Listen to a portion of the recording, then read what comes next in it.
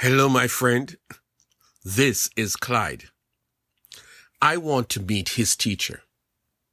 Isaiah 40 verses 13 and 14 says, "Who has directed the Spirit of the Lord, or has his counselor has taught him? With whom did he take counsel, and who instructed him, and taught him in the path of justice? Who taught him knowledge, and showed him the way of understanding?"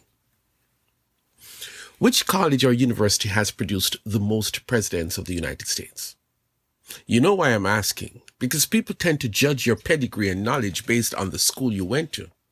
The graduates are the best marketing tool of any educational institution, as the school itself can use their names in its promotion, and the society creates a narrative of the impact that school is likely to have had on young minds. The top 4 schools in this list of institutions that have produced U.S. presidents are Harvard University, 7, Yale, 5, the United States Military Academy and Princeton University, 2 each. So you might ask, do these schools teach people to become politicians? Is there a special professor who has educated all these people who went on to be presidents? Does it mean that if someone wants to become a president, that they should study in one of these top schools? Some schools have a rigorous curriculum and tend to produce rounded students. Others are known for specialization, including strong sports program. If you are outstanding, folks tend to make a link with your achievements and successes with the last school you went to. I want to say that the teacher that has had the most significant impact on me was my 6th grade teacher, Mrs. Shaw. She was tough, but somehow she believed in me and pushed me so hard that I resented her at first, but grew to value her immense impact only years after. Let us talk about God and school. After all, we need to judge God based on his education. First of all, who is God and what are his most noble accomplishments? We read his resume and we see his number 1 accomplishment is that he created the universe. Whoa!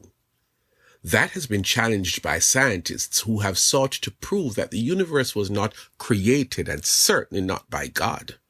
The Big Bang Theory is the most popular explanation of cosmological development, which says that certain activities contributed to the continuous expansion of the universe as we know it over billions and billions of years. The other detail on God's resume is that he speaks. Did he go to school to learn to speak and learn all these languages? Was he homeschooled? Seriously, we need to know if God knew all the languages at once, or did he learn them over time?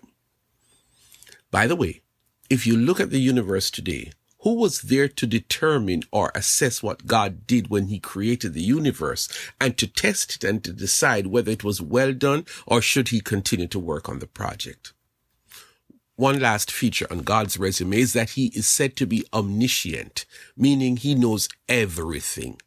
Nobody knows everything.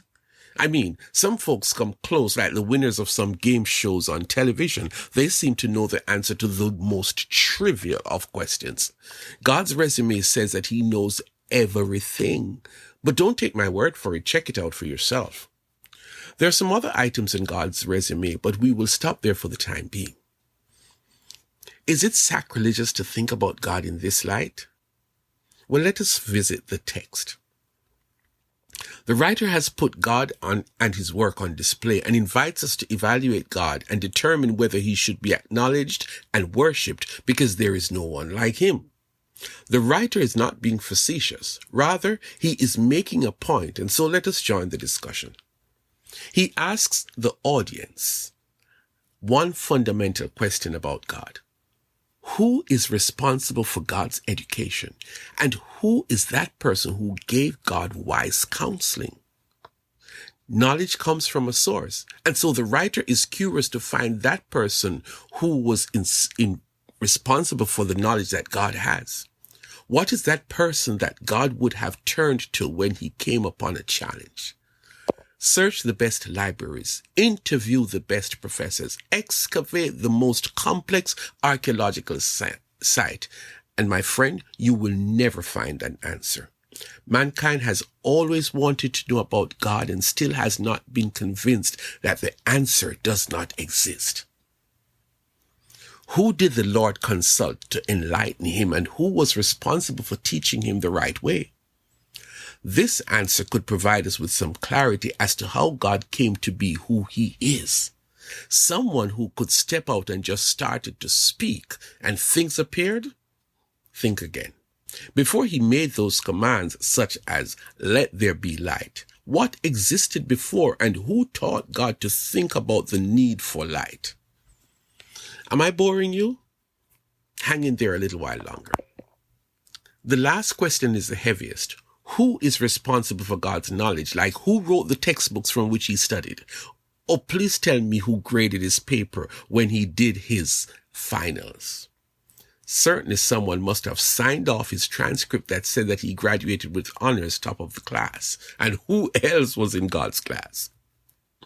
My friend, let us come back to our reality. This might seem trivial to you, but Isaiah was not joking. He was intentional in challenging you as to why you must serve God. The simple answer is that there is no teacher, no professor, no educator who influenced God. God is God and there is no one before him. But listen to this. This universe as we know it was created by God single-handedly, and this all-powerful, all-knowing God cannot be evaluated, and certainly not on man's standards. God has always been God. He went to no school because all knowledge resides in him. God did not struggle to make the world and waited for some experts to give a stamp of approval, because God is God and there is no other greater than God. At the end of all this, my friend, you must acknowledge God as your God.